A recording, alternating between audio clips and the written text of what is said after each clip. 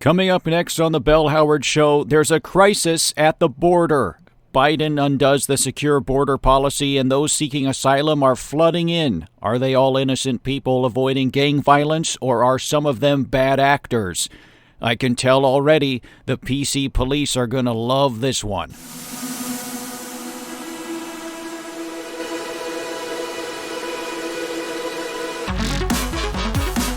Welcome to Freedom Island. You're listening to The Bell Howard Show. And now, here's your host, Bell Howard.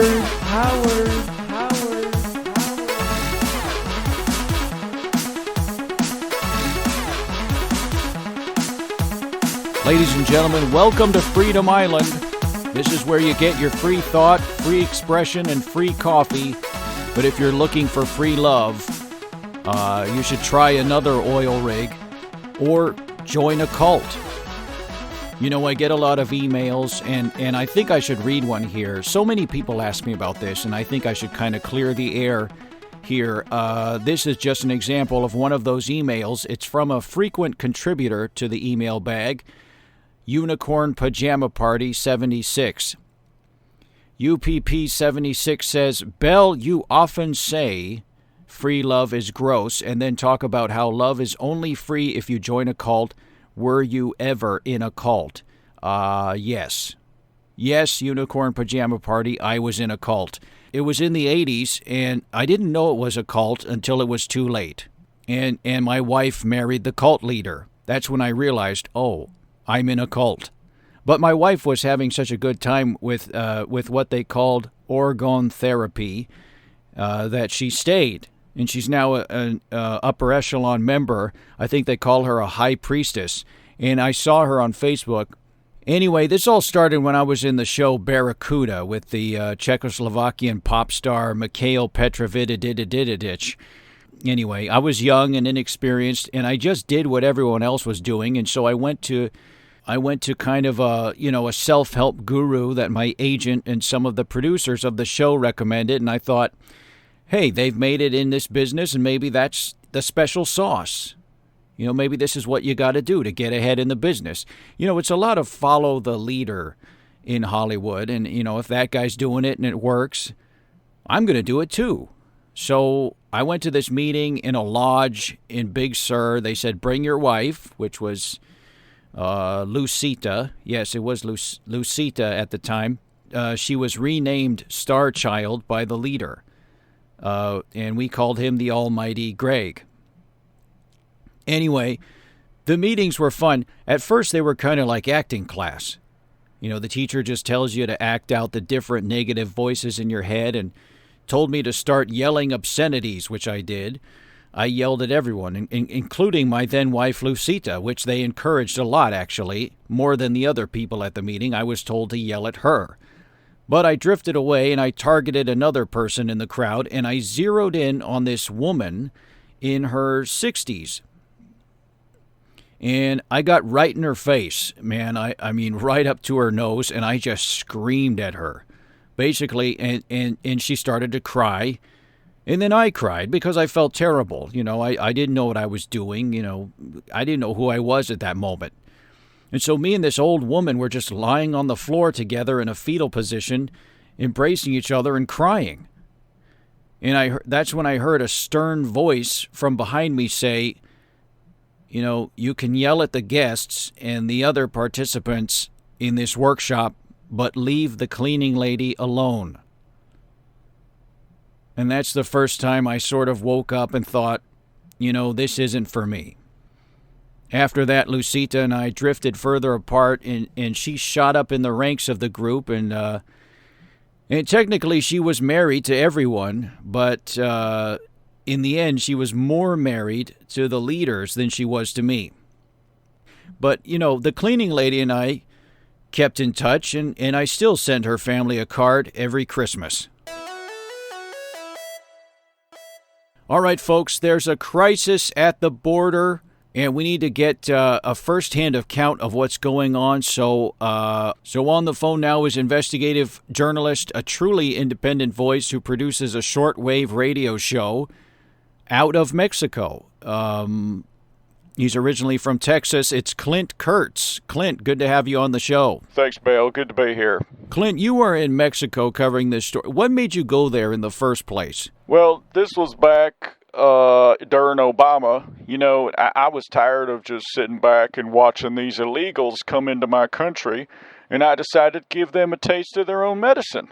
So I hopped the fence and entered Mexico illegally. You entered Mexico illegally? Yeah, I said, you know, you think we like it? We'll see if you like an American coming into your country, eating your food, taking cheap labor.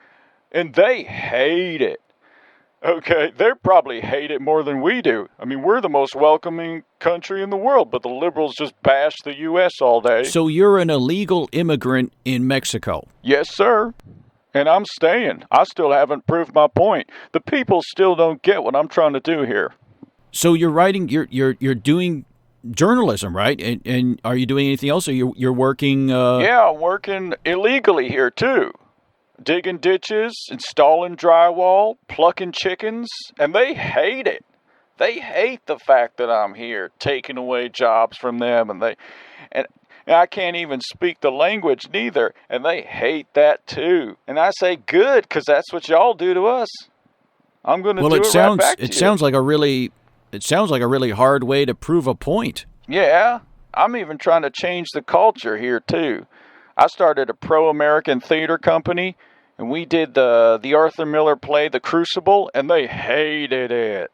It was all in English, and they hated that too. And I said, hey, in Texas, in Houston, I went to see a production of Midsummer Night's Dream, Sueño de una noche de verano, and it was all in Spanish, and I didn't understand a word. I was like, I paid for this?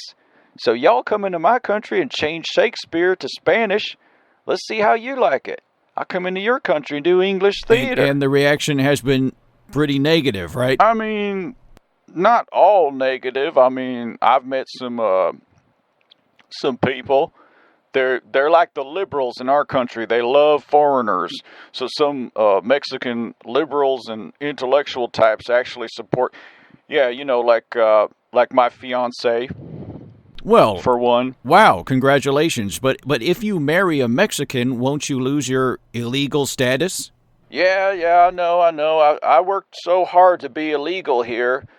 You know, whether or not I remain illegal in this country, I'm still on the fence about that one. So let's talk about the border crisis. You have a very unique perspective on this. What do you see going on there? It's like the Texas governor said in an interview, Joe Biden turned America into a giant Taco Bell because they're all running for the border. The Texas governor said that? Something to that extent, yes.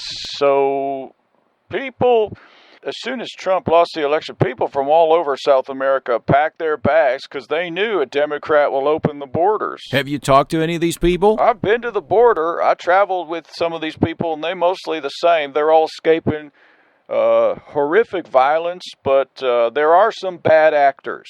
And if the Border Patrol is not careful, they will let these bad actors in. Okay, so this is the crux of the matter. How do you police the border so that you provide assistance to the people in need but keep out the bad actors? Well, as far as the bad actors are concerned, there's not a lot of policing that needs to be done. These people will eventually be rejected, I think, and most of them will give up and go back to their countries. Rejected? You mean get arrested, get deported? No. They'll probably just fail their auditions. You know, if they're lucky, they'll get in front of a casting director, but the directors will find out that they cannot speak English, let alone act well in a film or television series. I'm sorry, when you say bad actors, what exactly do you mean? Well, I've seen the evidence that bad actors are trying to enter the United States. When I came to the border, I saw, and this is no exaggeration, I saw a trail of headshots. Oh my God, so just lines of people shot in the head, execution style. I mean, talk about cruelty. This is man's inhumanity no, Bill, to listen man. To me. These were headshots, 8x11 glossy black and white headshots. Pictures of heads. So we're talking literal actors here. Yeah. I mean, I've auditioned some of them for my shows. They're terrible. And, of course, the liberal media is totally ignoring this influx of no talents. So forget the drug dealers and the gang members. These people want to take the acting jobs away from the American actors. I imagine the COVID crisis has decimated the entertainment industry. Acting jobs have dried up, and there's less money for making productions. And here comes an influx of cheap actors, most of which are bad.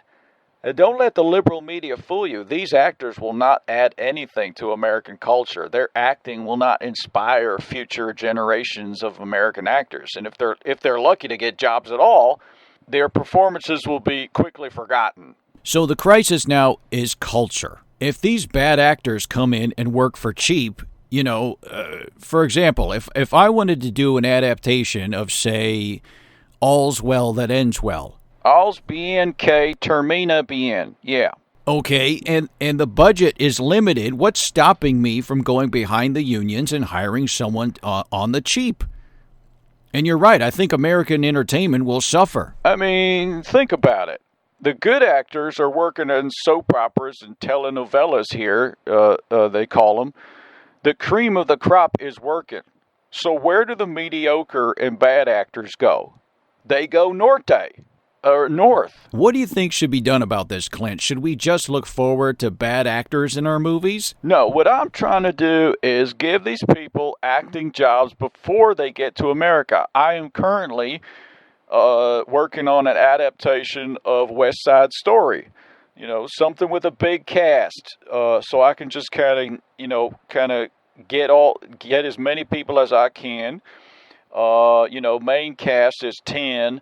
But then maybe 21, 22, 23. I need at least 100 people. Well, I don't think it need be said, Clint. You are a true patriot. Keeping these people from crossing the border and giving them acting jobs and presumably dance lessons. I mean, it's a humanitarian effort that people should recognize. But here's the problem. Many of these would-be crisis actors are being snatched up by the media and used to portray the sad-looking immigrant you see on the nightly news. Okay, so don't be fooled when you see these crisis actors. They're crisis actors for the other side.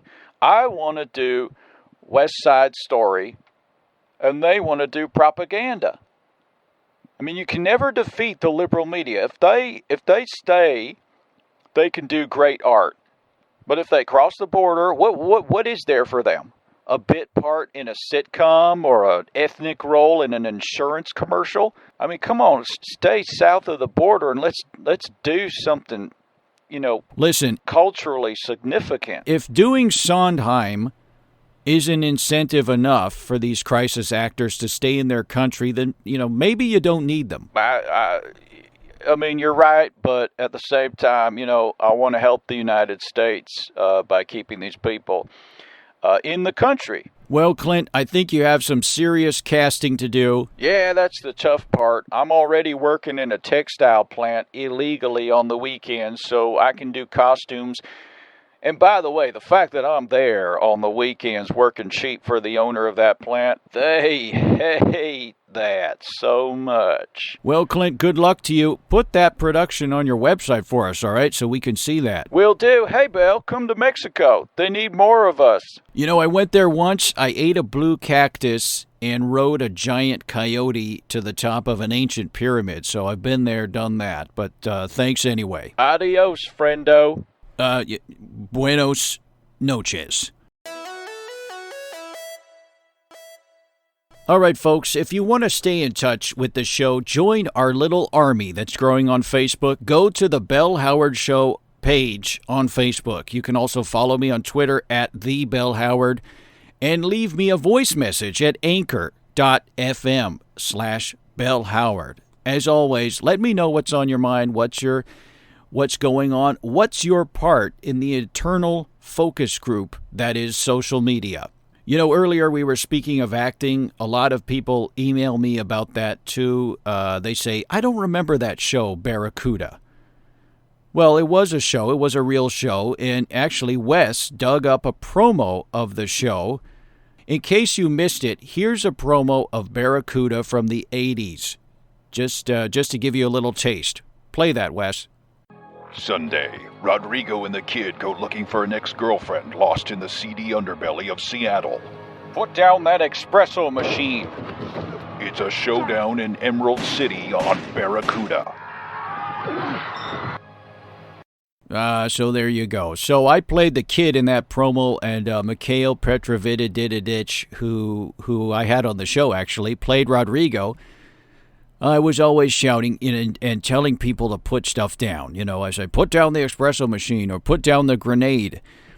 Good times were had by all. All right, folks, that's all the time we have for today. Remember, you're only as free as you tell yourself you are. Wherever you are, whatever country, nation, state you're in, freedom is not a state, it's a state of mind.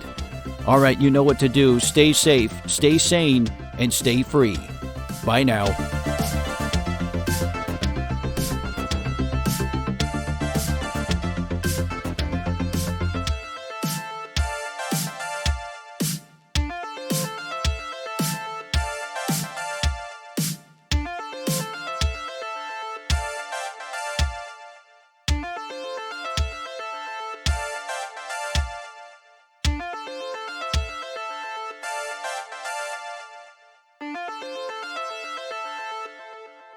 Put down that espresso machine.